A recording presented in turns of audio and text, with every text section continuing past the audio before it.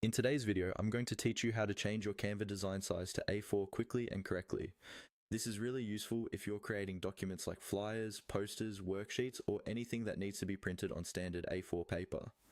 First, make sure you already have your design open in Canva. Once your design is on the screen, look towards the top of the page for the option labeled Resize.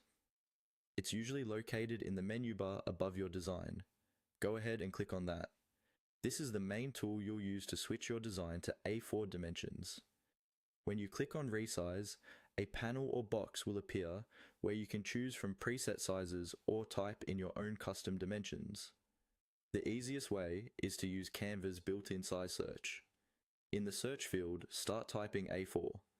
Canva should suggest the A4 document size, and you can simply click on that option. This automatically sets your page to standard A4 dimensions, which is perfect for most printing needs. If for some reason you don't see the A4 option, or you prefer to enter the dimensions manually, you can do that as well. Look for the width and height fields in the resize panel. Now, you'll need to decide whether you want to work in millimeters or inches.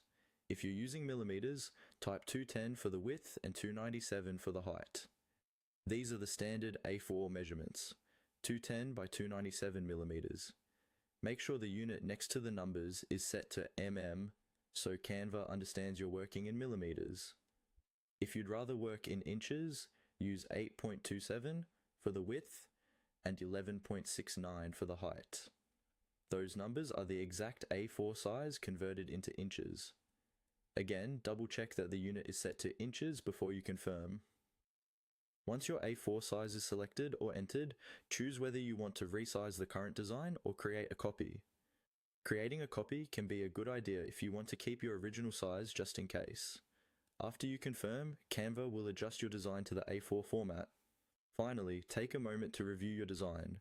Because the proportions may change, you might need to nudge some elements, adjust text boxes, or recenter images so